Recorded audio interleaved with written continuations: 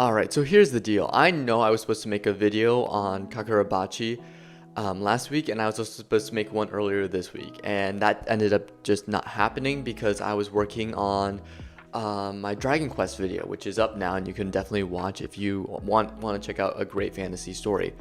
That's besides the point. So this week, what I've actually decided to do is not only am I going to do 2 chapters this week, but going forward, this manga series that I'm doing is going to be a bi-weekly. So I'm going to be covering 2 chapters because I started to realize that as the story continues to go on, I'm kind of having less and less to talk about. So when I have 2 chapters to talk about, that's almost enough content to go over, because for the most part, some chapters will be just straight action or little development, or they'll leave on a cliffhanger that doesn't really get fleshed out until the next chapter. So that's the reason why I'm doing it. And yeah, so going forward, if you're wondering why I don't do weekly Kagurabachi chapters anymore, it's just because they turn bi-weekly, so I can talk about it more. It's more content for you, and I think it's easier to digest too. So we're talking about chapter 5 and chapter 6 today, and let's just say this was a great decision to hold back and not do chapter 5 last week, because there's not really that much that goes on, but we'll break down everything that happened so far. Of course, you get Char gets a new sort of giant coat that I guess it's from Hinao, and I guess that may be her look going forward. It's too early to tell, but I could see her just like wearing that, and that's kind of her thing going forward in the story. She's really giving me a lot of Anya vibes this chapter. This is very much focused around Char and just trying to get more information out of Char on like the reason why they're after her, because she's of course evading the question a lot. It's like, why are all these evil sorcerers coming after this little girl? And that's what they're just trying to figure out. Now, she of course is hungry because if you remember last chapter, the big fight broke out when they were getting ramen, and so she only got 2 bites to eat. And so of course Chihiro is like, okay, let me just get you something to eat. So he goes out, but then of course Char sneaks into his car, so then they both end up just going. Then we get some developments with, of course, the sorcerer who attacked them, and we get sort of Shiba integrating him, and he's like, look, I'm gonna ask questions, and the sorcerer is putting up a fight. He's like, yeah, I'm not telling you anything because my big boss is much more terrifying than you, and he can do all these awful things to you, and we're both dead if I say anything. And so when I read that at first, I'm like, oh, they're probably not going to get any information, or they're going to have to like go to someone to get that information, someone else to get that information. But no, we cut back to, of course, Char and Chihiro eating, and it's really cool. It's very wholesome. They're eating sweets from this coffee shop, and it's really cool. And then we get, of course, sort of, I guess it's like sort of a weird jump to, I guess, our next villain, who's torturing someone, which is very in line to what was happening in chapter 1, where the dude's basically hanging there, his eyes are bleeding, and he's like, kill me. Now, this panel alone just reminds me a lot of Demon Slayer. It could just be like the guy just sitting there, and then of course, you know, just having people lined up as he's like the big boss. I don't know, it's just something about it reminds me of like I don't know, it just reminds me of like, oh yeah, you can tell that this is one of the main villains of the series. Now we cut back to Char and Chihiro, which then we get, I guess, sort of more confirmation of like, oh yeah, this guy, the sorcerer, was acting tough, but then Shiba just broke him. So they have their next target, and it's Genichi Sojo, who they say is a weapons dealer. Now, let me just say, design-wise, I think he looks pretty cool. I'm interested to see what his powers are specifically, because he has the Cloud Gouger.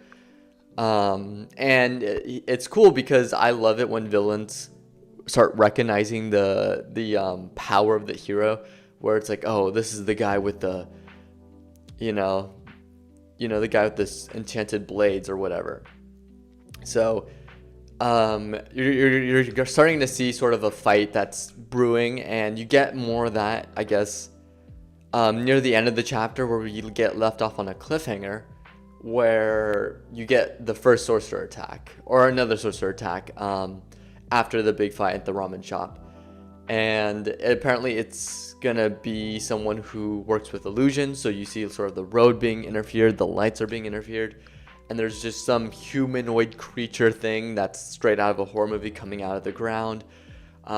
So there's a lot of potential with this chapter, and it sets up a lot of cool things going forward. Action wise, there's not that much, but I don't think there needs to be. I think this is like a really good stepping off point, because it's more introducing the world. It's introducing our first person with the stolen enchanted blade, and after they beat him, there's going to be 5 more, so you're actually going to see start to see some progression going forward. Now, I wonder if it's going to be a case of this is like a sorcerer, kind of like, I don't know, I kind of like JoJo in a sense, where it's like you have a bunch of minor villains, like in part 3, where you have this another sorcerer attack, and then does he have to beat like a couple more to then finally face the guy who's the cloud gouger, because he's the big arms dealer? That's yet to see, but so far I'm liking it. And chapter 5, I think chapter 5 is a really good chapter for what it is and what it does, so I'd give it probably like a 7.5. Really good. Doesn't do anything too crazy, but I'm not expecting it. Now, with our next one, which is chapter 6, then we get the big fight, and this is where all the action happens. So with this one, you get sort of the fight with the next sorcerer, who looks like he's just a bunch of clones, and they have at least like, I think their designs are pretty cool with the dots on their faces, and then the business suits. Very Chainsaw Man. I was like, wait, are you sure this isn't a panel from Chainsaw Man? But yeah, like, so he fights, of course.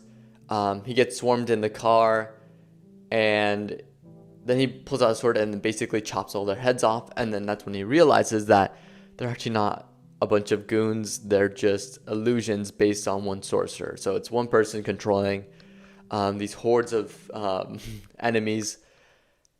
And so we get this big brawl that happens, and what ends up happening is Chihiro gets attacked by this person, and of course he gets thrown into, of course, this, like, I guess, illusion, like his, one of those brain traps. It's like psychological induction, that's what they call it. But what ends up happening is the villain's like, oh, of course, I showed you your trauma. So you don't have the will to fight anymore, because all these horrible things, you remember it and you can't move anymore because you're feeling that fear and anger and all this pain that you felt through in the past of losing your father. Now, what ends up happening, there's 2 cool things that happen next that I think really add more layers to the story here. And the first one is, of course, the reveal of Char, where they talk about... It starts off with the joke, with the one line with one of his puppets, where he's like, "Can we eat her?" But he's like, "No, you don't understand. That's a complete myth. That if you eat her, that you'll gain immortality or whatever." Now, what he does say, and what comes next, is he hurts Char and breaks her leg, and then her leg heals. Now, this is what he basically tells them, like, the Kyonagi clan has special powers, and this is their powers that they can, I guess, regenerate or heal from wounds. That's what I'm getting getting from here, and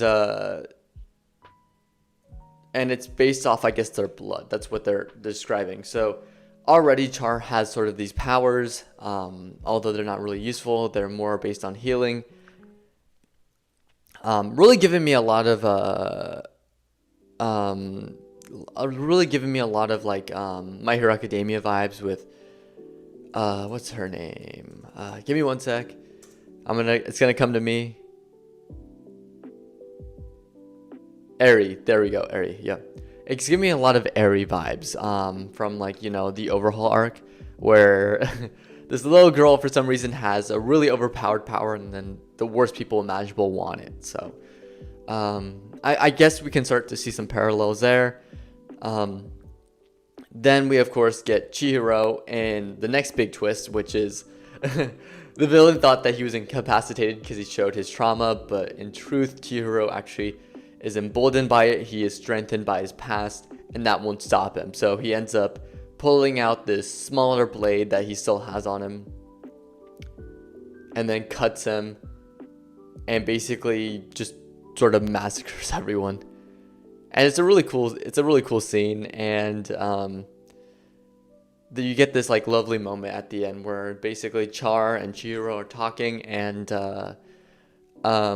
basically Chihiro is basically telling Char that, look, I know you were probably hiding this from me because you thought I was going to take advantage of you, which most of the evil villains within these anime and manga usually do when they find out that, someone has special powers. Even in comics, that happens all the time. But what ends up happening is Char basically said, like, Chihiro's like, Char, you got to rely on me.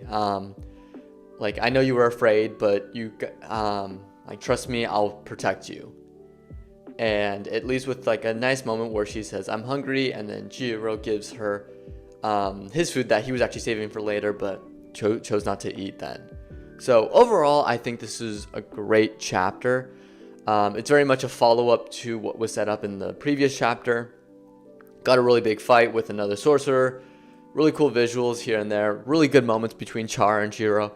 And the more that I read it, the more I'm really thinking that Char is becoming a central character. I think Char is going to be like Eri, where maybe this arc or maybe throughout the rest of the story, she just becomes the central component. Like, the whole point is he is going to go out for revenge, but another part of that revenge is also protecting Char. And I think that would be a really cool direction to go. Yeah, I don't know. It's just great art. In terms of the story progression that we get, of course, Cloud Gadger revealed as the arms dealer. We get a sorcerer fight.